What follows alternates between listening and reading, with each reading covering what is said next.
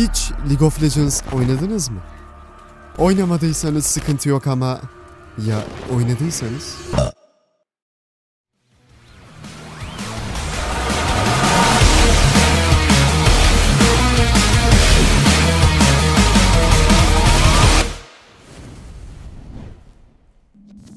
Ne oluyor lan? Ha siktir.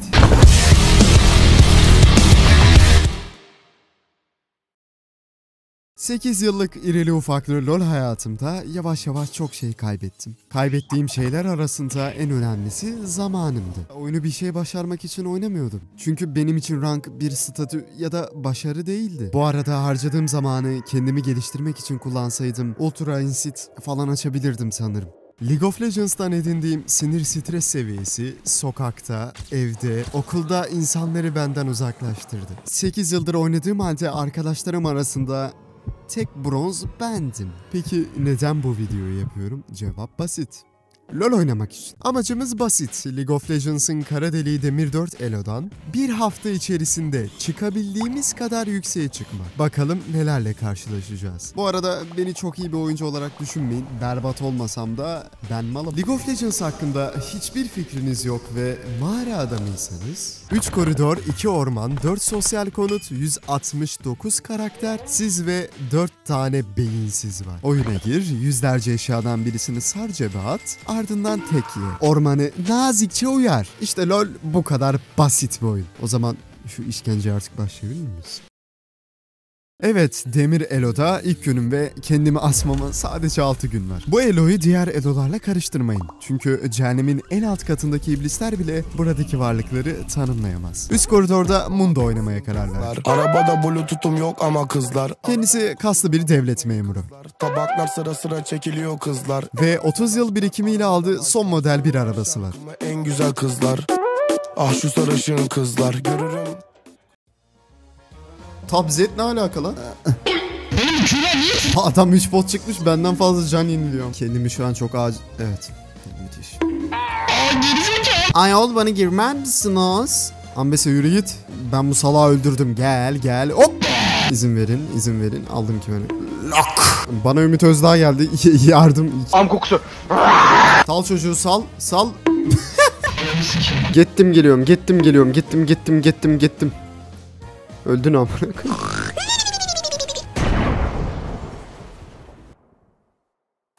Evet, Büyük Savaş'ın 2. günündeyiz ve muharebe çok sert geçiyor. Ondan daha da önemlisi bu haftaki planımı mahveden bir durum var ve bu durum 2 gündür birbirlerinden farklı geri zekalılarla uğraşmak zorunda kaldım. Ve sinir katsayım maksimum seviyeyi aşmak durumundayım. Ha bu arada bu yetmezmiş gibi sonraki günün sabahı bilgisayara baktığımda ranklar sıfırlanmıştı. 15 maç götümden kan ter aktı benim. 15! Aslında bu durum benim geri zekalılığım. Çünkü rankların sıfırlanacağını bilmem gerekirdi. Rankların sıfırlanmasıyla birlikte yeni sezon geldi. Ve bu sezonda Sihirdar Vadisi kentsel dönüşüme girmiş. Atakan adında Darkin bir mülteci gelmiş ve oyun daha da takım oyunu olmuş. Çünkü artık oyuna başlar başlamaz bazı hedeflerimiz var. Ve bu hedefleri tamamlayan takım güç gösterisi kazanıyor. Mevzu bahis olan durum artık oyunun sonunu daha erken görebiliyor olmanız. Yara yedik. Bekleyin lan geliyorum lane'e. 1.30 Yasuo geliyor. 0.10 Yasuo'nun gücü anasını satayım bak. Bu ne? Bu ne? Bu eşek bana gelecek bu arada. Öldüm gibi. Bir tık. Gerize oğlum ne kadar salak var bu. Lütfen eve girip birisi kafama sıksın ya silahla yemin ederim. Aha mülteci Sylas geldi. Tut. Künye tutmuyor oğlum, kafayı yiyeceğim ama. Abi kör oldum ben. Ben ne yapıyorum? Mundo bana ediyor, yardım edin. Abi kaslı kollarıyla indiriyor beni ya. Beni bir salar mısın? League of Legends ile ilk tanışmamızın ardından ben bağımlı oldum.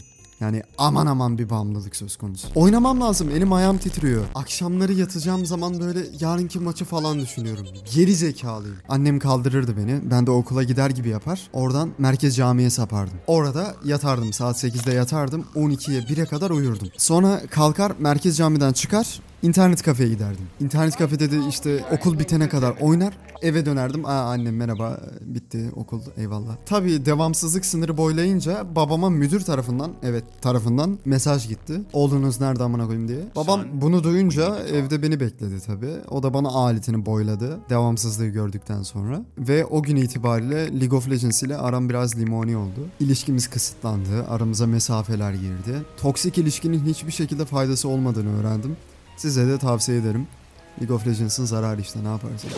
Bir haftalık bu sürecin 3. gününe girmiş bulunmaktayız ve kan ter içinde kalsam bile daha yeni bronz 2 oldum. Asıl sorun şu ki ben genele göre ortalama bir oyuncunun altındayım. Malım yani. Ya düşünün, hayatta öyle bir noktadasınız ki LoL demirden nasıl çıkılır diye arama yapıyorsunuz. O kadar uç bir örnek. Artık önümüzdeki 4 günü sabahtan akşama kadar League of Legends oynayarak hayatıma zehir edeceğim. Yani olabildiğince ileriye gitmek istiyorum. O yüzden bittik. Ayrıca oyunlarda kaybetmemin sebebini 5 ana başlığa topladım. Ama bir başlık haricinde gerisi yavan kalıyor. İstikrar. 30 el kaybetsem de bırakmayacağım anasını satayım. League of Legends'a son noktayı ben koyacağım. Evet, bugün vadide ürkücü kurt oynayacağım. Kısacası karakteri anlatmak gerekirse Thresh destanından fırlama bir karakter. Kurt işte amına koyayım yani. Orospu çocukları! Yapma! Gözünü seveyim abi! Hayır! O ne? Lan ne yapıyorsun sen? Sen ne yaptığını sanıyorsun? Aklı başını... Orospu çocuk! Bana ne avradını sikeyim? Yine mi sen? Bırak peşimi lan! Beni de mi sikeceksin? Git!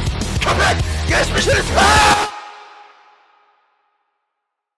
5. gündeyiz. 2 günde iyi bir yol kat ettik. Sezon başlangıcından beri iyi bir KDA'mız var. Ama artık bu videonun bir sonu olması lazım. Özgür olmam lazım. Kendimi kısıtlanmış ve sadece aynı işi yapmakla görevli bir köle gibi hissediyorum. Bu arada oyunun benim psikolojimi bozan bir durumu yok. Oyunu suçlamaya gerek de yok yani. Sorun takımıma gelen garip varlıklar. Bu oyunun kitlesi patlamaya hazır bir bomba gibi. Kazanmak istiyorsanız takımca oynamanız lazım. Fakat takımda vatan hainleri olduğu sürece bu iş daha zorlaşıyor. Mentaliniz demir gibi ise ve soğukkanlıysanız iyi bir karakter gelişiminiz var demektir. Ama benim yok. Takımda en ufak itlik köpeklikte kafayı yiyorum. Hesabımın ismi de Footlover olduğu için hedef tahtasıyım doğal olarak. O zamanlar küçüktüm.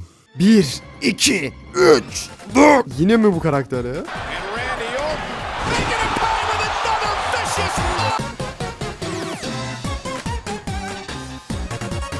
Orospu çocuğu! Aşkım sen ben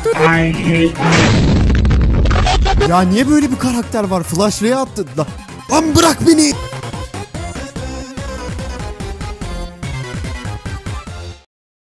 Evet, aradan 2 gün daha geçti ve son gündeyiz. Neden 2 gün daha atladığımı soracak olursanız 6. gün rank kasmaktan başka hiçbir şey yapmadım. O yüzden anlatmaya gerek yok. Bir hafta içerisinde ne olduğundan bahsetmek gerekirse kan ter içinde Gold Elo'ya kadar gelebildik. Dediğim gibi hala ortalama bir oyuncunun altındayım ama yapacak bir şey yok. Oyundan zevk alan ben rank kasmayı bir iş gibi gördüğüm için artık oyundan zevk almıyorum. Bu süreçte o kadar sinirimi bozan insan vardı ki yağmurlu bir havada hepsini dövmek isterdim. Şaka yapıyorum. Ben barışçıl bir insanım.